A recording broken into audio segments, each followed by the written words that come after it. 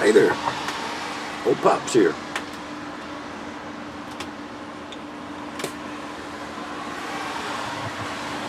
The key to every relationship is truth and honesty. Truth and honesty. Honesty. Truth and honesty. Truth and honesty.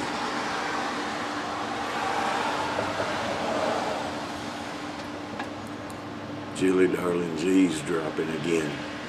I'm gonna keep saying it till there. Never mind. She just went inside. Okay. Sitting here watching a fox across the street. We got foxes that live in the hedgerow back behind the church across the street. They come out about this time every evening and play in that field. I know they're hunting mice. I say play in the field. They're hunting mice, but it looks like they're just playing. They'll jump up and bang. Excuse me, we just got through eating dinner. They're cute. I know if I was to go over and try to touch one of them, they wouldn't be so cute, but I know they're still wild animals, but they're cute. Anyway, me and Julie darling went to the senior health center today for our yearly Medicare science eval. I don't know why they call it a science eval, but that's what they call it. It's something they do. They ain't been doing it long, just 3 or 4 years. Last 3 or 4 years. Part of it's a physical, part of it's a mental evaluation, part of it's a personality evaluation, part of it's a emotional evaluation, stability evaluation, stress level, stress test, things like that. They just run you through the gamut. Part of it's kind of like being in gym class from school, but there's a portion of it where you go over your medical history.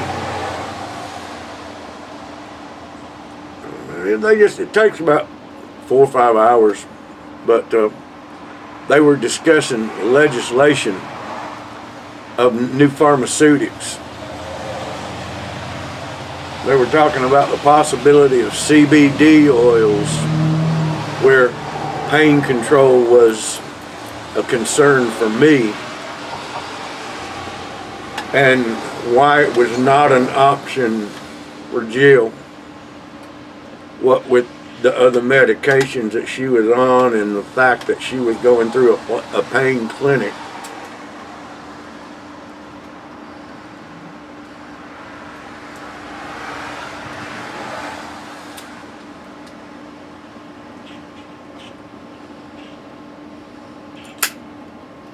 And about the concerns over the legislations and how they pretty much legalized it in Canada, and what the country was, how federal concerns were that it may result in an entire nation walking around being overly friendly and polite.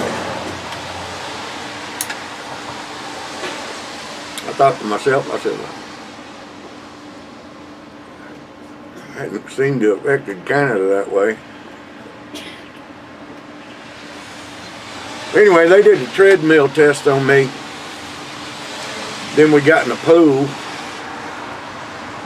and stood there back to back for a while, passing balls over our head, me and Julie darling, to each other. They timed us doing that. I remember back in gym class, we'd do things like that, and they'd time us with a stopwatch. Now they time us with a calendar.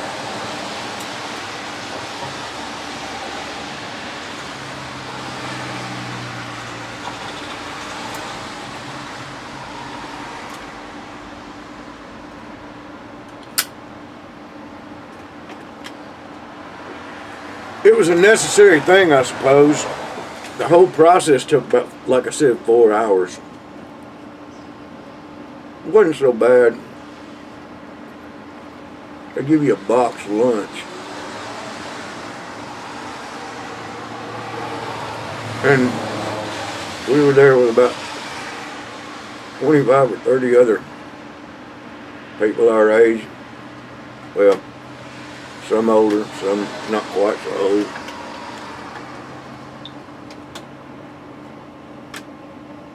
Old folks.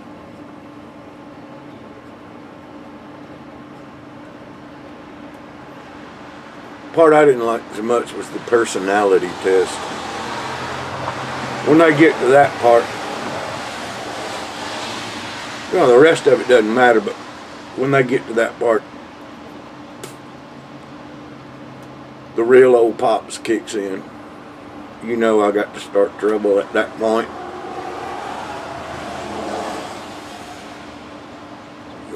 The real me starts to show. They asked me if I had any goals. You know, at my age, training for Mount Everest is a little out of the question. So I told them, I said, yeah, my goal in life is to meet a police sketch artist and have an interview with him and see how long it takes him to figure out that I'm trying to get him to draw a pirate.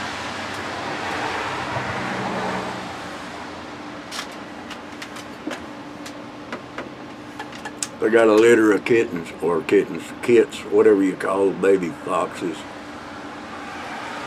Pups, what do you call them? Somebody help me out here. Put it in the bucket. They got a litter of them, looks like 5 or 6 of them over there.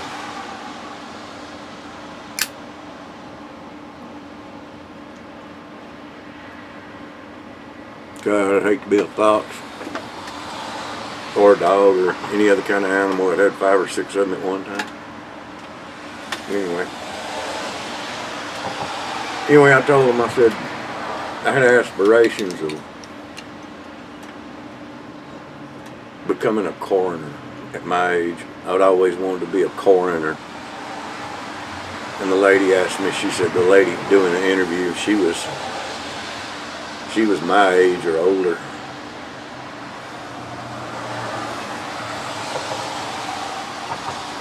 I wonder how she got the job doing these interviews. But anyway, I told her I wanted to be a coroner. She said, my goodness. I said, yeah, you know, I mean, surgery on dead people? What's the worst that could happen? I mean, if everything went wrong, maybe you'd get a pulse.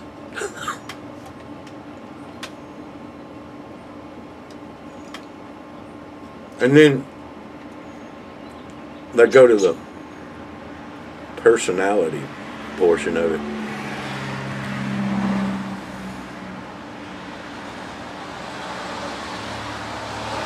They wanted to know about longevity in marriage and how you get along with your spouse and questions like that. I reckon that's part of a depression analysis, because it was grouped in with those kind of questions. But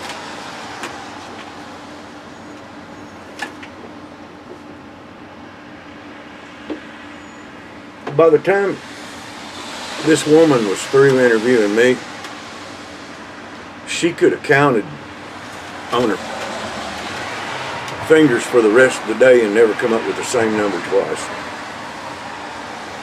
She asked me how long Gilly Darling and I had been married, and I told her 32 years. She said, what did I attribute our successful run? And I told her marriage was just a series of misreading facial expressions and asking the other one, "You okay?"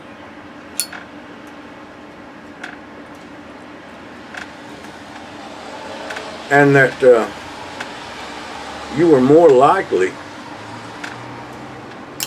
to be killed when your wife says, "I'm fine," than you were in air traffic. 10 times more likely.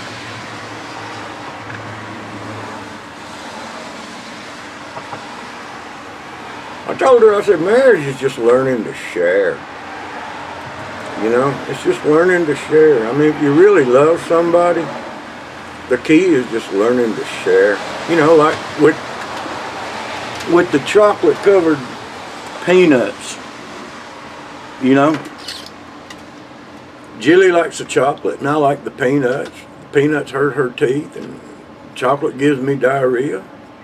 So she sucks the chocolate off and I eat the peanuts. It works out fine. Ole'Pops drinking water tonight and I'm smoking my Nero. Ain't that a pretty pipe?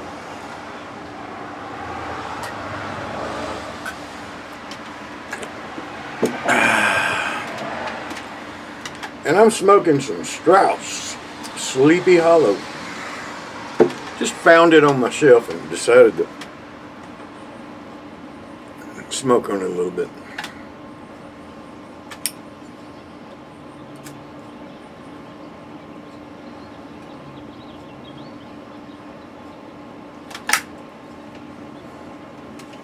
She got to asking me about our kids. I told her we had 4 kids and 4 grandkids. Of course, they interviewed us separately. They had our medical record there. I didn't have to tell her about Bill's condition. I didn't have to tell her about my condition. They had our medical records. But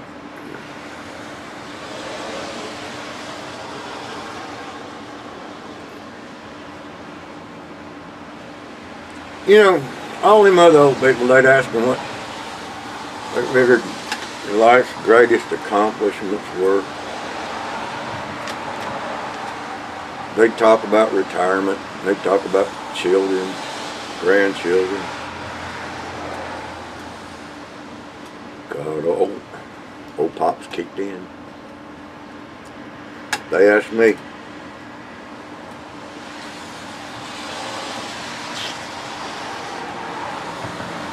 what I thought my greatest accomplishment was.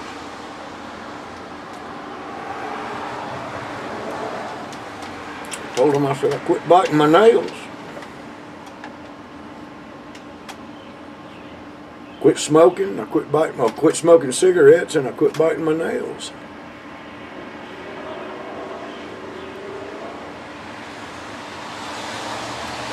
They said, well, how'd you quit smoking cigarettes? And I said, I started smoking a pipe. And the old lady told me, she said, well, that doesn't really count then. And then she said, how'd you quit biting your nails? And I said, well, I guess that doesn't really count either. She said, what'd you start biting something else? And I said, no. Because it was my wife's accomplishment. She's the one that got me to quit biting my nails. She said, well, how'd she get you to do that? I said, she made me start wearing shoes.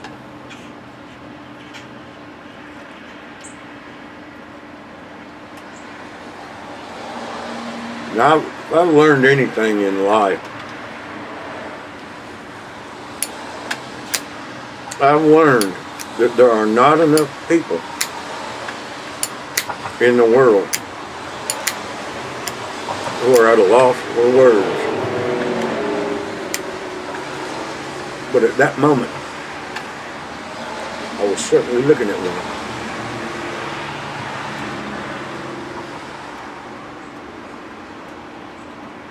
But I asked her how she got that job doing this interviews. She said that much like everybody else there that day, she was in her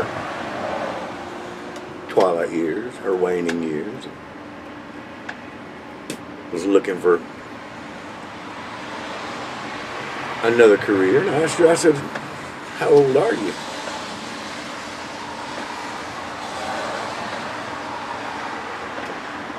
She said she was approaching 70.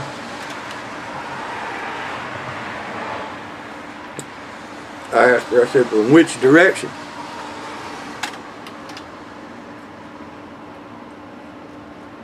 Well,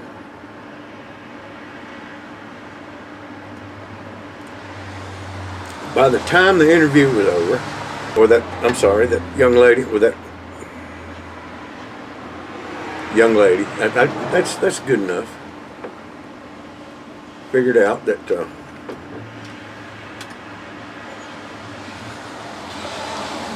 we learn from our mistakes.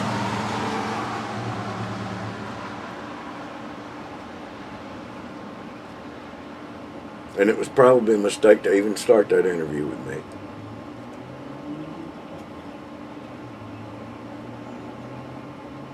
I hope we've learned something tonight, here today, maybe.